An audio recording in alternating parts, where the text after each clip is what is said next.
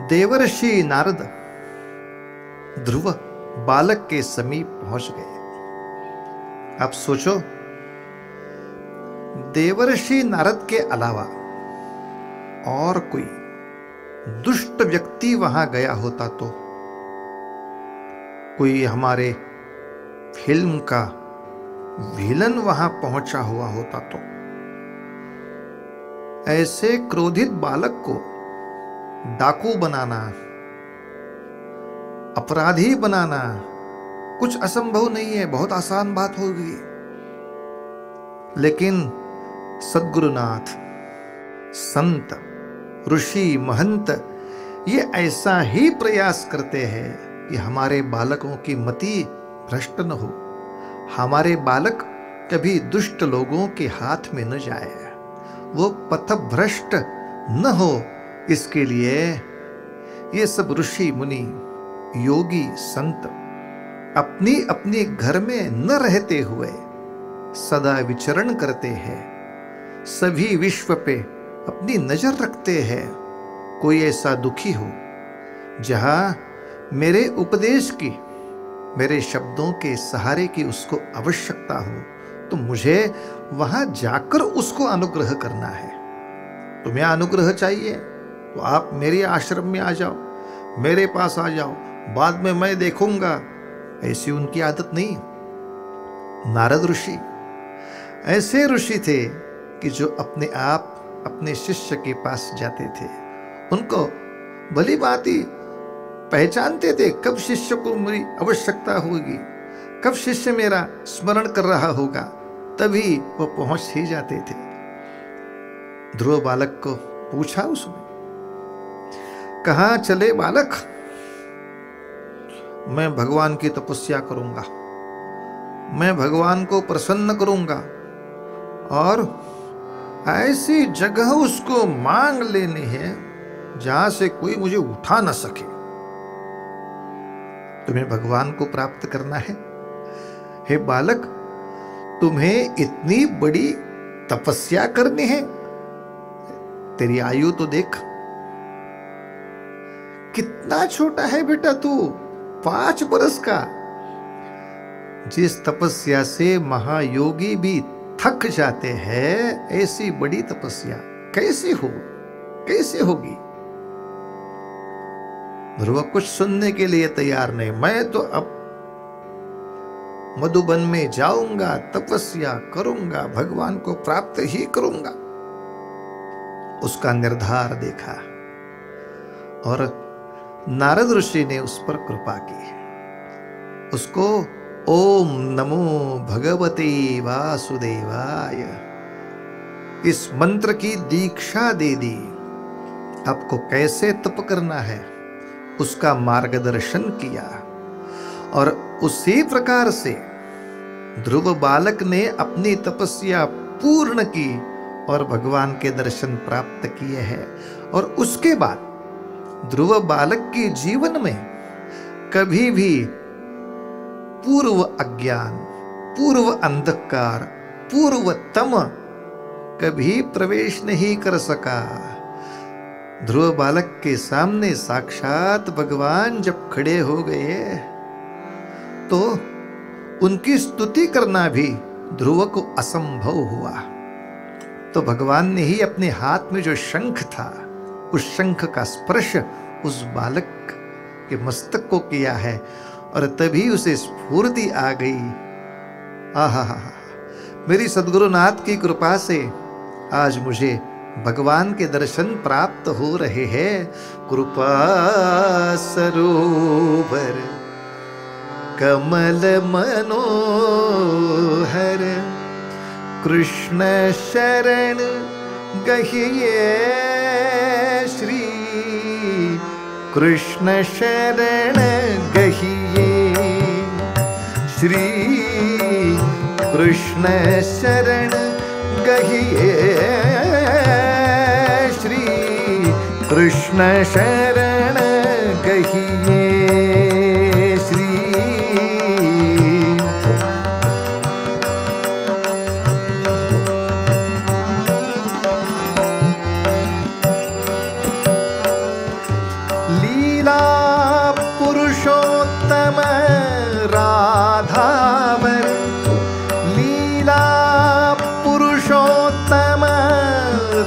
राधावर राधा माधव भव बाधा हर राधा माधव भव बाधा हर शरणागत रहिए शरणागत रहिए श्री कृष्ण शरण गहिए श्री कृष्ण शरण गहिए।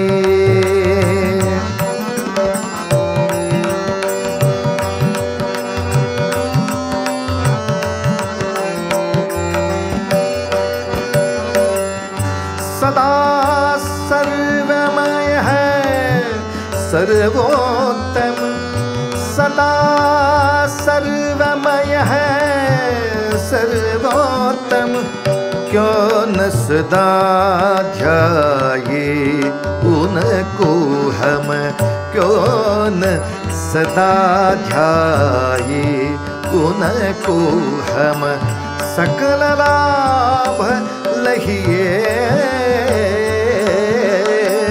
सकल लाभ लहिए श्री कृष्ण शरण गहिए श्री कृष्ण शरण गहिए। कृपा सरोवर नयन मनोहर कृष्ण चरण गहिए श्री कृष्ण शरण गहिए श्री कृष्ण शरण गहिए श्री कृष्ण शरण गहिए।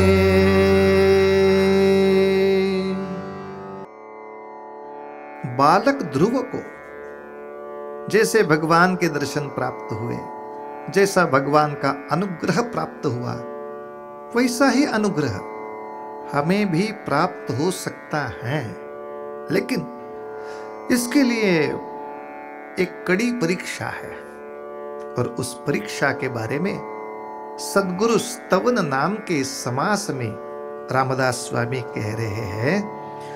लघु सरिता जो गंग मिलाए मिलत भागीरथी वो कहाए कोटि भांति पुनि करे उपाया बिलग नहीं कोई कर पाया। शिष्य की जीवनी शिष्य का आचरण शिष्य की मनोभूमिका सद्गुरुनाथ के उपदेश से इतनी जुड़ जानी चाहिए कि कोई लाख प्रयास करे उसको वो अलग नहीं कर सकता। इसके लिए उदाहरण ऐसा दिया है। लघु सरिता जो गंग मिलाए छोटी छोटी सरिताएं होती है नदियां होती है उनके प्रवाह होते हैं। वो जब अलग होते हैं तो उसका नाम कुछ अलग होता है वो नदी बोलते हैं और जब वो गंगा में समा जाती है तब कोई भी जल प्रवाह हो एक बार वो गंगा में समा गया तो उसका नाम अब गंगा ही हो गया। अब गंगा के ही नाम से वो जाना जाता है और आप 1000 बार प्रयास करो कोटि बार प्रयास करो अब उस धारा को आप गंगा से अलग नहीं कर सकते। इतनी एक रूपता उस जल की और गंगा नदी की होती है तभी उस जल को गंगा महात्म्य प्राप्त होता है। ऐसे ही सद्गुरुनाथ के उपदेश की धारा में हमारे जीवन की धारा का समर्पण हो गया तभी हमें सद्गुरु अनुग्रह भगवान अनुग्रह सुलभता से प्राप्त होगा और हमारी विचारधारा सद्गुरुनाथ से इतनी जुड़ी चाहिए कि कोई लाख प्रयास करे वो अलग नहीं होनी चाहिए एक रूपता शिष्य और गुरु की मानसिकता एक रूप हो। इसके लिए मैं आपको एक उदाहरण बताता हूं। महाराष्ट्र के बहुत बड़े संत जिनका नाम श्री एकनाथ महाराज ऐसा था। ये एकनाथ गुरुपदेश के लिए, गुरु के अनुग्रह के लिए अपने घर से बाहर निकल पड़े और देवगिरी नाम का, जो महाराष्ट्र में बड़ा भारी किला है, जैसे चित्तौड़गढ़ जैसा बड़ा भारी ऐसा गढ़ किला, उस देवगिरी पर आ पहुंचे। वहां जनार्दन स्वामी नाम के बड़े अधिकारी थे। जनार्दन स्वामी उस किले के किल्लेदार थे, शासकीय अधिकारी थे, प्रमुख थे, बड़े शूरवीर थे, शत्रु को परास्त करते थे। कर संकलन का कार्य उनके हाथ में था। धन धान्य से पूरित थे, लेकिन उस धन की कुछ महिमा उनके अंदर तक ना पहुंच सकी, ऐसे स्वामी हृदय के थे जनार्दन स्वामी। तो एकनाथ जनार्दन स्वामी के पास गए और अनुग्रह की अपेक्षा की। अब देखो, दोनों के विचारों की एक रूपता। अब मुझे मेरा कुछ विचार बाकी ही नहीं, अब जो सद्गुरु का विचार है वही मेरा है। उसकी विचारधारा में मुझे डूब जाना है, उसकी विचारधारा में मुझे समर्पित हो जाना है, बस बाकी कुछ नहीं करना है। जनार्दन स्वामी ने कहा, एकनाथ तुम्हें तपस्या करनी है, बड़ी अच्छी बात है। इतनी छोटी आयु में परमात्मा के लिए कोई तपस्या नहीं करता, अपनी अपनी ऐहिक आवश्यकताओं के लिए लोग तपस्या करते हैं। भगवान की अभिलाषा लेकर तो आया है, बड़ी अच्छी बात।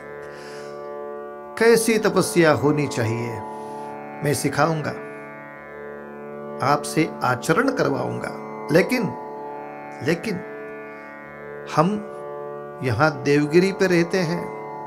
देवगिरी एक किला है, एक गढ़ है, शत्रु का भय सतत है।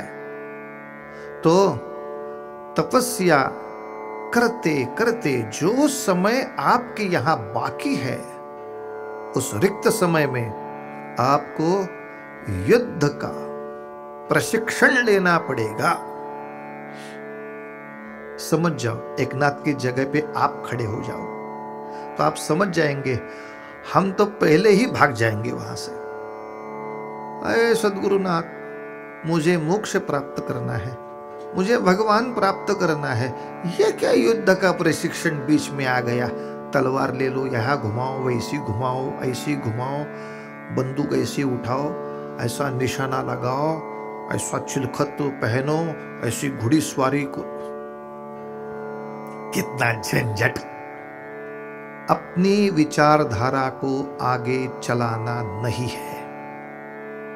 सद्गुरु के विचार है।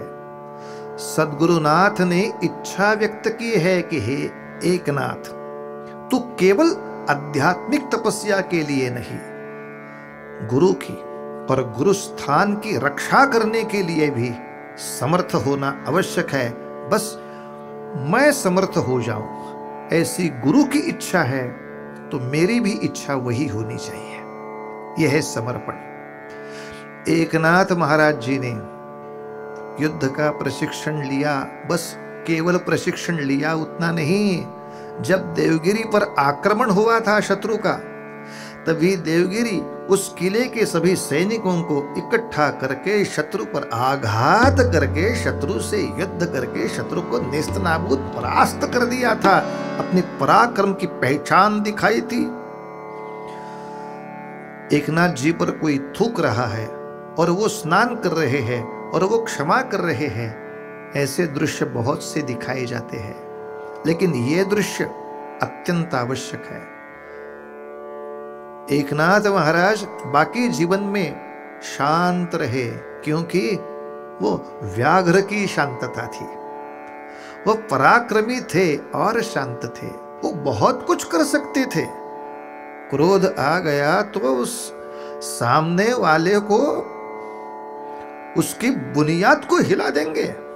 लेकिन मेरे शरीर में पराक्रम है, फिर भी मैं क्षमाशील हूं। ऐसी नाथ महाराज की शांति है। हमारी शांति थोड़ी अलग होती है, हम कुछ कर ही नहीं सकते इसलिए शांत रहते हैं। ऐसे नाथ महाराज शांत नहीं है, बड़े भारी पराक्रमी थे। तो गुरु ने कहा युद्ध का प्रशिक्षण आवश्यक है, तो अपनी अकल नहीं चलाई, प्रशिक्षण लिया, पराक्रम भी दिखाया। आगे चलकर गुरुजी ने कहा, हे नाथ, तपस्या करते करते करते और तुझे एक काम करना है। और क्या करना है? इस किले पर जी कुछ सब्जी आती है, फल आते हैं, उनके लिए हम कुछ पैसा उनको देते हैं, उनसे फल प्राप्त करते हैं। वो सब्जी का जो हिसाब किताब है वो आपको लिखना है। इकोनॉमिक्स का काम है, चार्टर्ड अकाउंटेंट का काम है। कितना पैसा गया, कितना पैसा रहा, कितने फल आए, कौन सी भाव से, सबको आपको लिखना है। हम होते तो पहले ही कह देते, गुरु तपस्या नहीं हो गई तो भी ठीक है, लेकिन ये झंझट मत सिखाओ। अरे यार कितना झंझट है, वो इनकम दिखाओ, वो टैक्स कितना है दिखाओ, ये करो वो करो। हम भगवान के भक्त होने के लिए आए हैं, तो हम केवल तपस्या करेंगे, हिसाब नहीं, किताब नहीं, कुछ नहीं। ऐसे अज्ञानी लोगों को यहां जगह नहीं है। जनार्दन स्वामी ने निग्रह पूर्वक बताया, आपको हिसाब किताब रखना ही पड़ेगा। भक्त व्यवहार में भी चालाक होना चाहिए, पागल को भक्त नहीं कहते। और एकनाथ जी ने अपना लोक व्यवहार भी बड़ी अच्छी तरह से संपन्न किया है। सद्गुरुनाथ की विचारधारा, एकनाथ स्वामी की विचारधारा इतनी मिलजुल गई, एक दूसरे में घुल मिल गई, तभी अनुग्रह प्राप्त है। और उसके बाद केवल विचारधारा ही नहीं, एकनाथ महाराज ने अपने जितने भी कवित्व किए, एकनाथ महाराज ने जो रचना की है उसको एकनाथ जी की अभंग गाथा ऐसे कहते हैं। एकनाथ महाराज ने अपने हरेक अभंग में, हमारी हरेक कविता में, हरेक रचना में केवल स्वयं का नाम कभी नहीं लिखा। नहीं तो परंपरा ऐसी होती है कि 4 पंक्तियों का अभंग आप लिखे तो अंतिम पंक्ति में स्वयं का नाम वह आप निर्धारित कर सकते हो। ऐसी परंपरा थी, ऐसी परंपरा आज भी है। लेकिन एकनाथ महाराज ने निश्चय किया, अब मैं और गुरुदेव कभी अलग नहीं होंगे, तो मेरी कुछ भी रचना हो उसकी अंतिम पंक्ति एकनाथ कहे ऐसी नहीं हो सकती। मेरे गुरुदेव का जो नाम है जनार्दन स्वामी, तो एका जनार्दनी शरण, एका और जनार्दन ये कायम एक ही रहेंगे, एक रूप ही रहेंगे। माहेर पंढरी माझे माहेर पंढरी, माझे माहेर पंढरी, आहे भीवरेच्या तीरी, आहे भीवरेच्या तीरी, हो माझे माहेर पंढरी। वैसे देखा जाए तो एकनाथ महाराज दत्त भक्त है। हमारे परम भागवत महापुराण में जो अत्रि अनुसुया की कथा आई है, उस अत्रि अनुसुया के पुत्र भगवान दत्तात्रेय, उस दत्तात्रेय रूप में एकनाथ जी को दर्शन हुआ है। उनकी परंपरा दत्त भक्त की परंपरा है, लेकिन एक दत्तभक्त होकर भी और दत्त भक्ति की परंपरा अपने घराने में होते हुए भी महाराष्ट्र की जो लोकधारा है, जो बहुजन संस्कृति है, जो पंढरीनाथ पांडुरंग से जुड़ी हुई है, उसमें उस पंढरीनाथ रूप भक्ति में भी वो अग्रसर हो गए। संत यही तो कहते हैं, रूप दत्तात्रेय का हो, रूप पांडुरंग का हो, रूप गणेश का हो, रूप शिव का हो, आखिर भगवान तो एक ही है। ये अलग अलग केवल हमारी रुचि विविधता के लिए रूप है, बाकी कुछ नहीं। तो ये सब पंढरीनाथ के पंढरपुर का वर्णन है। वो बोलते हैं वो पंढरीनाथ है, वो मेरे माता पिता हैं। वहाँ का जो पुंडलीक भक्त श्रेष्ठ है वो तो मेरा बंधु है। वहाँ की जो चंद्रभागा नदी है वो मेरी बहन है। और ऐसे मेरे माँ बाप के घर की मुझे बहुत याद आती है, बहुत याद सताती है। और मैं पंढरीनाथ के दर्शन से भी आनंद पाता हूँ। कौन आनंद पाता है? एकनाथ? एका जनार्दनी है। जनार्दन महाराज का परम शिष्य एकनाथ मेरी धारा गुरु से मिलती एक जीव है। इसलिए हो माहेर पंढरी, माझे माहेर पंढरी, आहे भीवरे छातीरी, आहे भीवरे छातीरी, हो माझे माहेर पंढरी।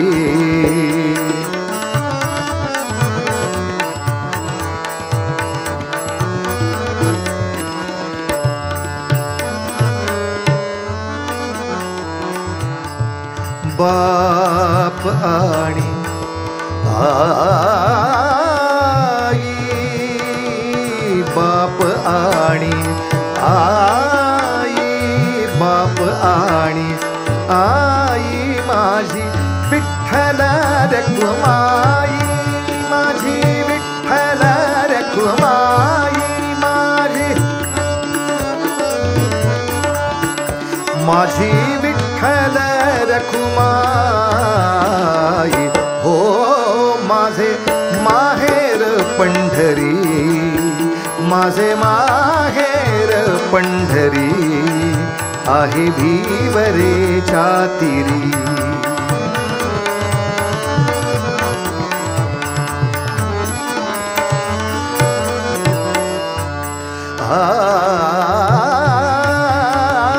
पुंडलीक आहे बंधू, पुंडलीक आहे बंधू, पुंडलीक, पुंडलीक आहे बंधू, त्याची ख्याती काय सांगू, त्याची ख्याती काय सांगू, त्याची ख्याती काय सांगू, हो माझे माहेर पंढरी, माझे माहेर पंढरी, आहे भीवरे छातीरी।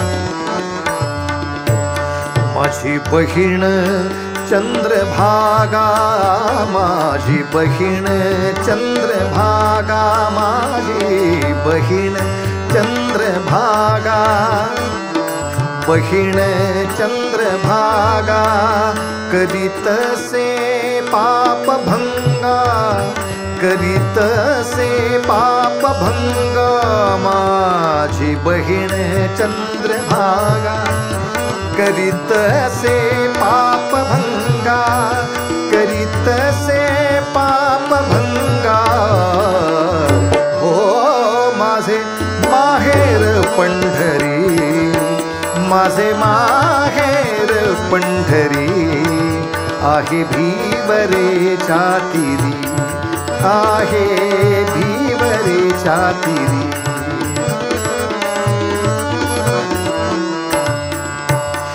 एका जनार्दनी शरण, एका जनार्दनी शरण, एका जनार्दनी शरण, एका जनार्दनी शरण।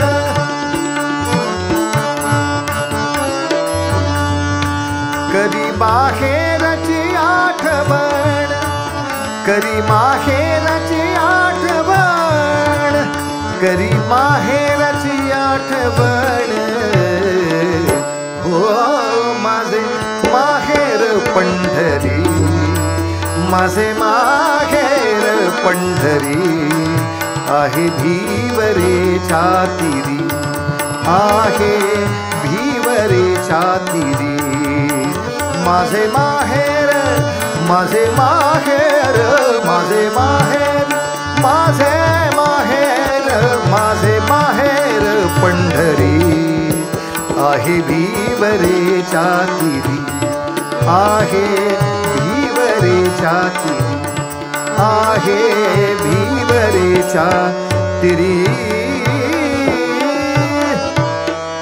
पंढरीनाथ भगवान की जय। लघु सरिता जो गंग मिलाए, मिलत भागीरथी नाम कहाए, कोटि भांति पुनि करे उपाया, विलग नहीं कोई कर पाया।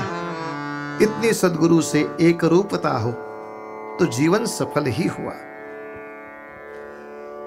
कोई लोग ऐसे उदाहरण देते हैं कि एक मनुष्य का जीना ये लोहे जैसा है, ये लोहे जैसा है, और सद्गुरु पारस मणि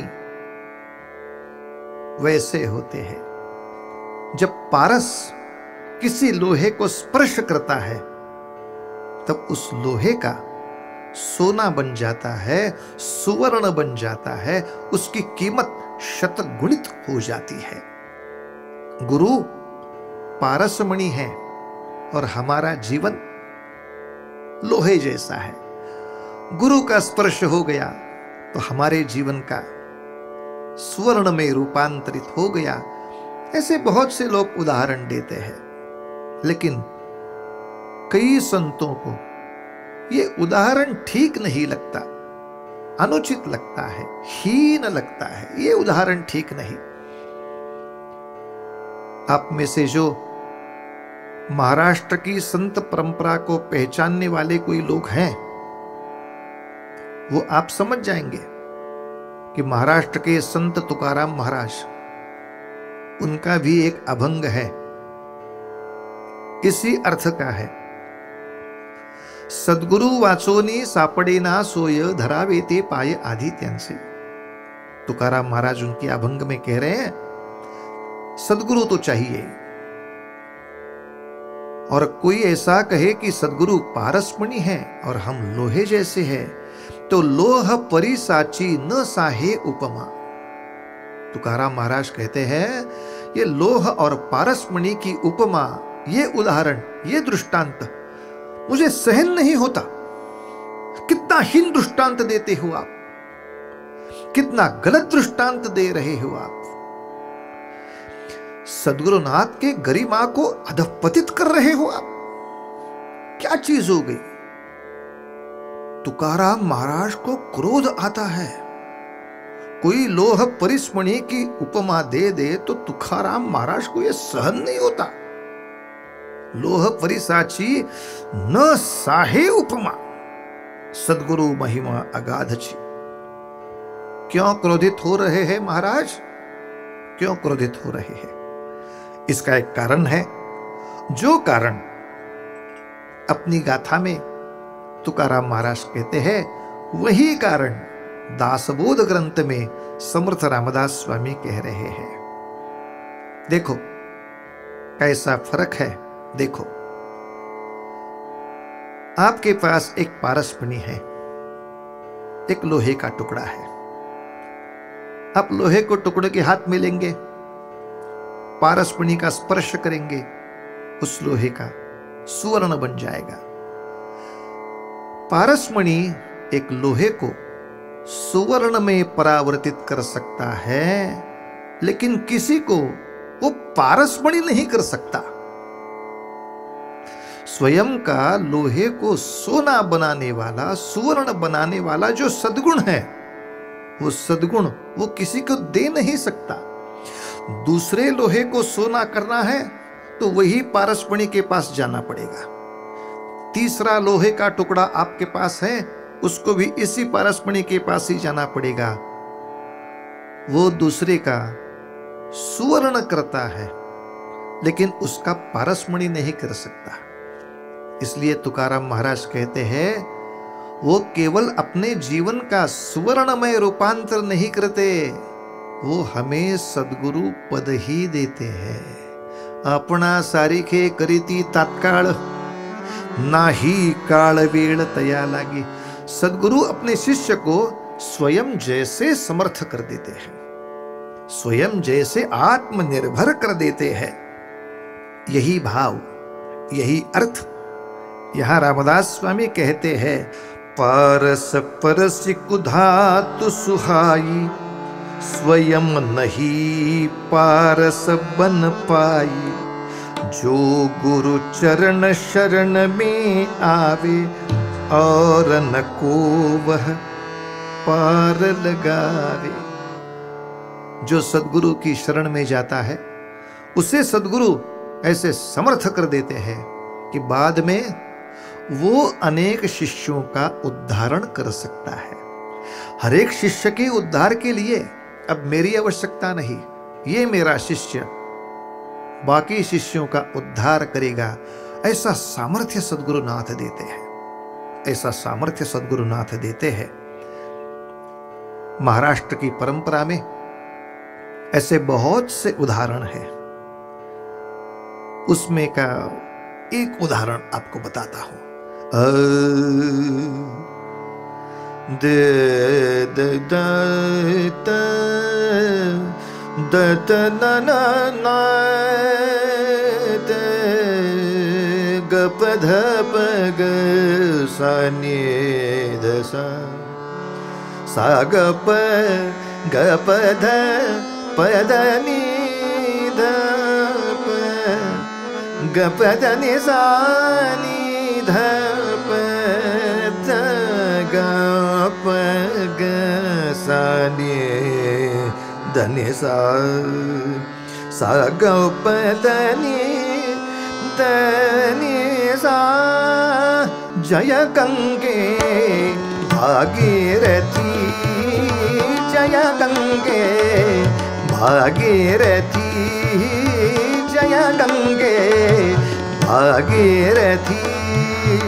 हर गंगे भागीरथी, हर गंगे भागीरथी। चिदानंद शिव सुंदर तेची, चिदानंद शिव सुंदर तेची। पावन तेची तू मूर्ति, पावन तेची तू मूर्ति।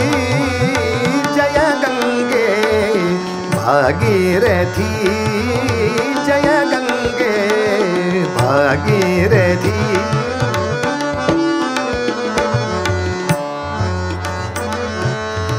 जगदाधारा तव जलधारा, जगदाधारा तव जलधारा, जगदाधारा जगदाधारा, जगदाधारा तव जलधारा। अमृत मधुरा कांतिमती, अमृत मधुरा कांतिमती।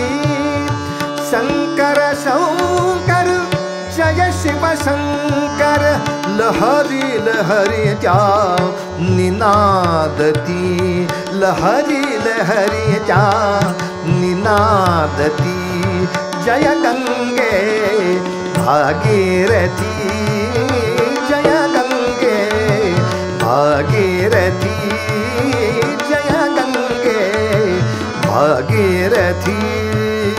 हर गंगे भागीरथी, हर गंगे भागीरथी, चिदानंद शिव सुंदर तेची, चिदानंद शिव सुंदर तेची, पावन तेची तू मूर्ति, पावन तेची तू मूर्ति, जय गंगे भागीरथी, जय गंगे, जय गंगे, जय गंगे भागीरथी। नमः पार्वती पते, हर हर महादेव। गंगे च यमुने चैव गोदावरी सरस्वती नर्मदे सिंधु कावेरी जलेस्मिन् सन्निधिं कुरु। सभी भारतवर्ष में जहां कहां भी पूजा होती है, यज्ञ याग होते हैं, तब इसी मंत्र का उच्चारण होता है। गंगे च यमुने चैव गोदावरी सरस्वती।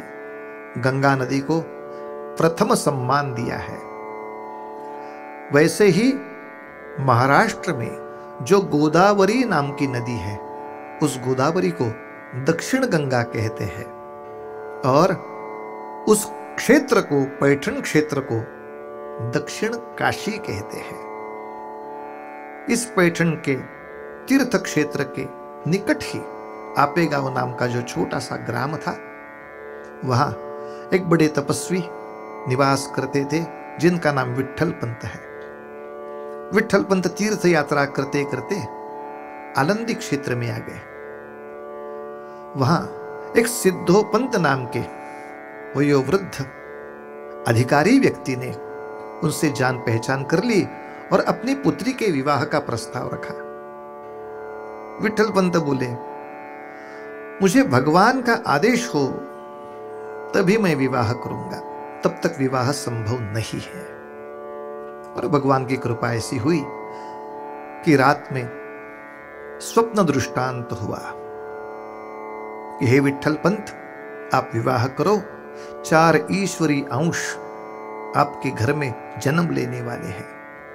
तो ईश्वर की कृपा से, ईश्वर के दृष्टांत से विट्ठल पंत ने शादी तो कर ली, लेकिन विवाह के पश्चात उसकी वैराग्य भावना उसको सताने लगी।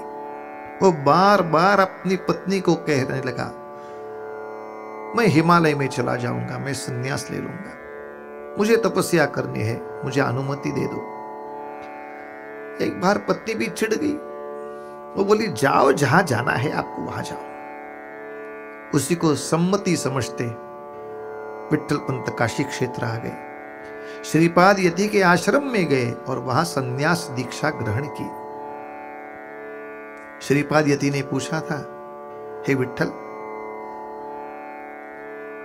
तुम्हारे संन्यास के लिए तुम्हारे घर वालों की पूरी सहमति है, सम्मति है? विट्ठल पंत ने हाँ कर दिया। संन्यास के आकर्षण हेतु ही सही, लेकिन गुरु से थोड़ा असत्य भाषण करने का दोष हो गया। संन्यास ग्रहण किया और जब श्रीपाद यति तीर्थ यात्रा करते करते आलंदी गांव आ गए, तब उनको पता चला कि विट्ठल पंत की पत्नी उसकी राह देख रही है। श्रीपाद यति दुखित हुए। उन्होंने काशी वापस जाकर विट्ठल पंत को भेज दिया, आपका प्रपंच पूरा कर दो और बाद में संन्यास लेने के लिए आ जाओ। यह आश्रम धर्म का उल्लंघन ठीक नहीं है विट्ठल। गुरु की आदेश से विट्ठल पंत गृहस्थाश्रम में आ गए, लेकिन समाज को यह ठीक नहीं लगा। संन्यास आश्रम के बाद गृहस्थाश्रम यानी कि अधपात, और अधपतित आदमी की छाया भी नहीं सहनी चाहिए। तो सब समाज ने बहिष्कार किया।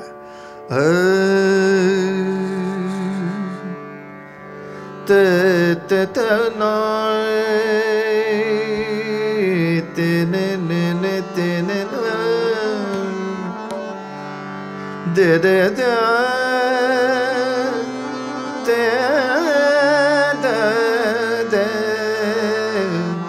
तनु तेरे नुत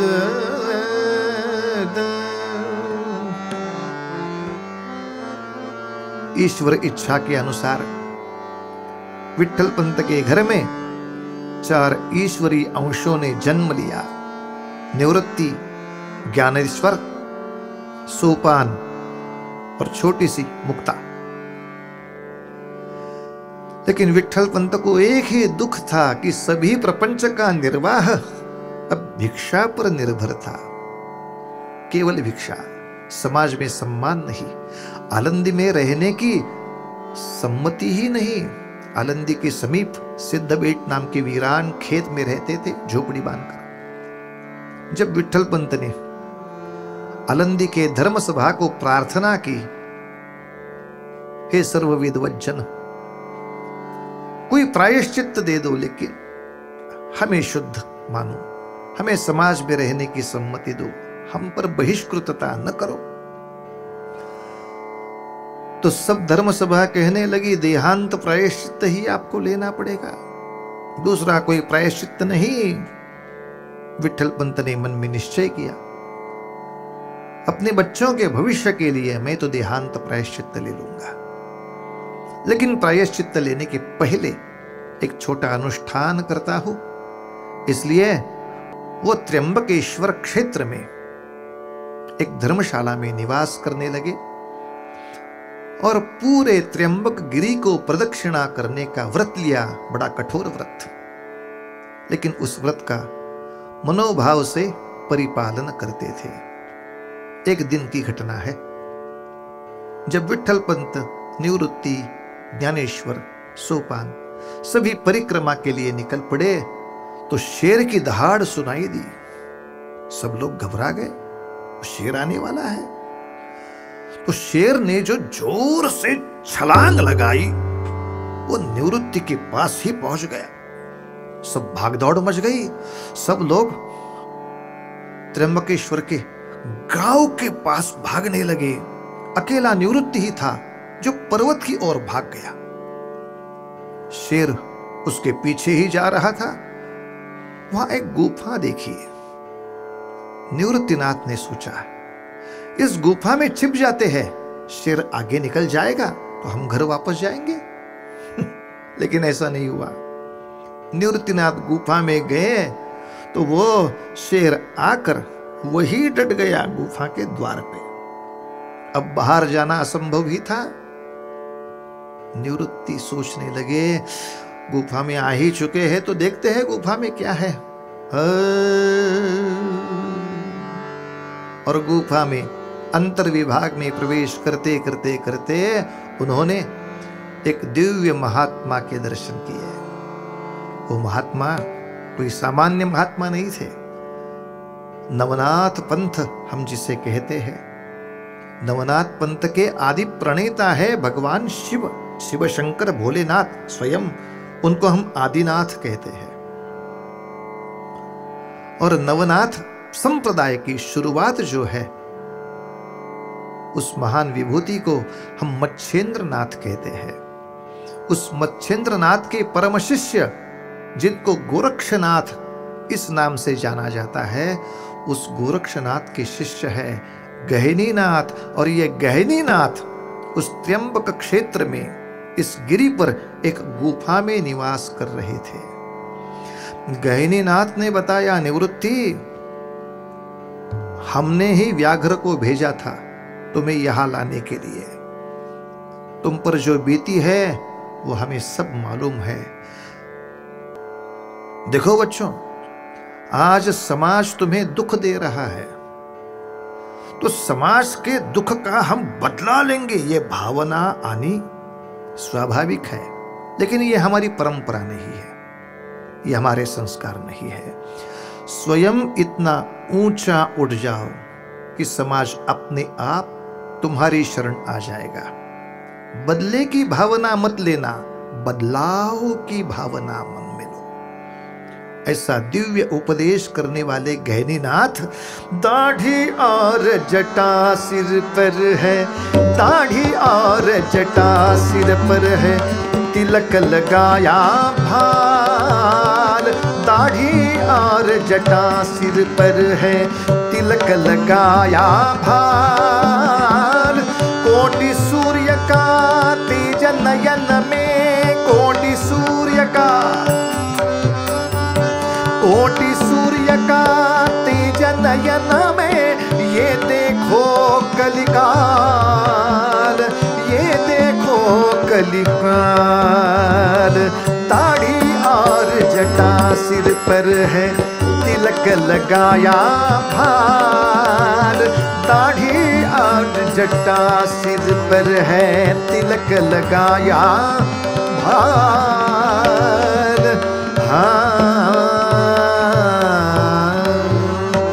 नमः पार्वती पते, हर हर महादेव। सद्गुरुनाथ भगवान की जय।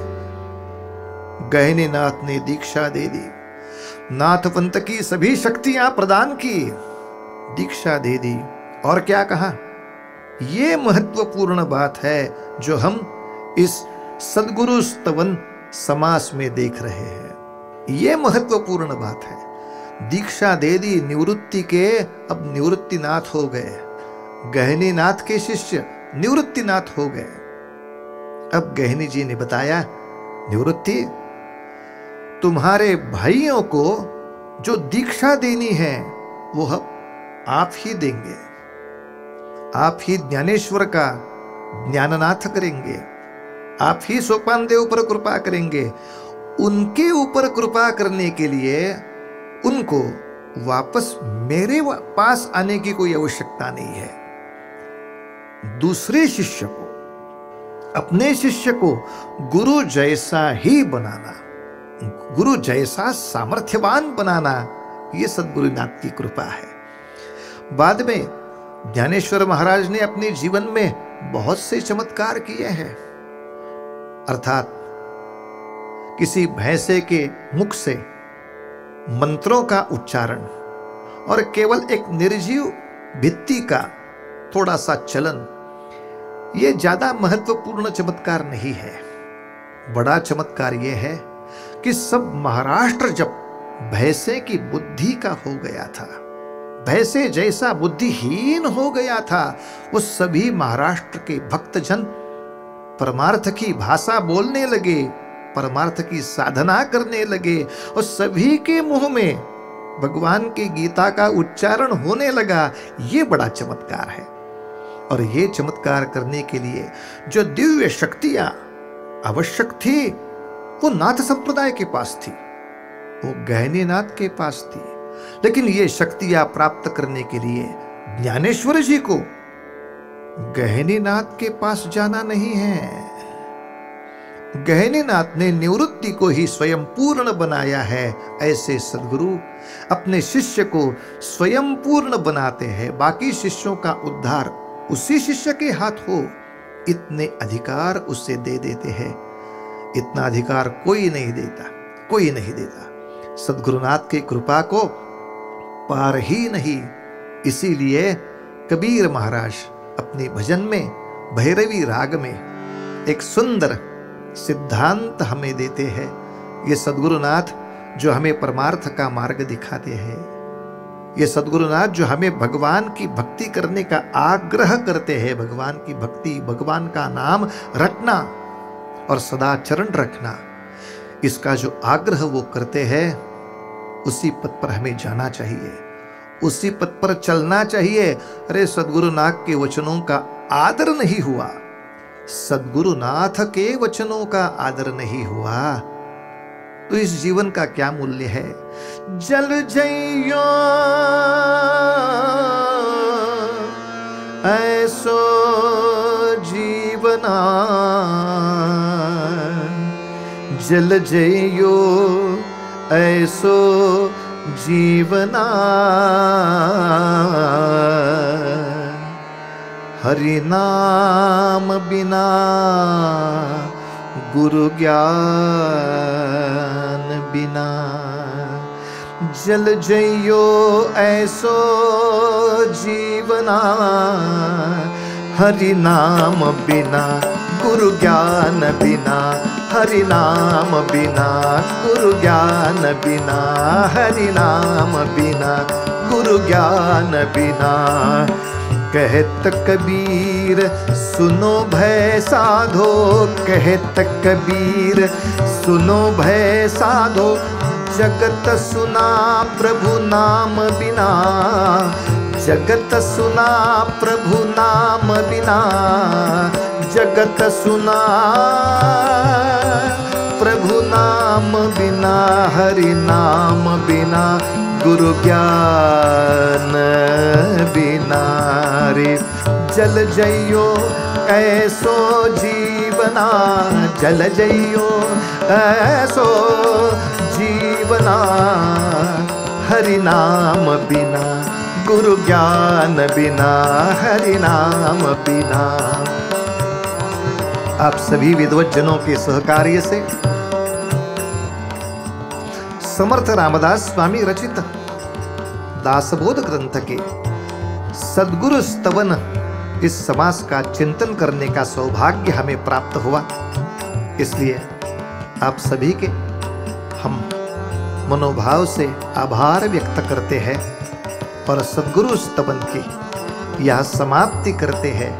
ऐसे ही सद्गुरु की कृपा हम सब पर ऐसी छाई रहे, ऐसी इच्छा व्यक्त करते हुए आपसे विदाई लेते हैं।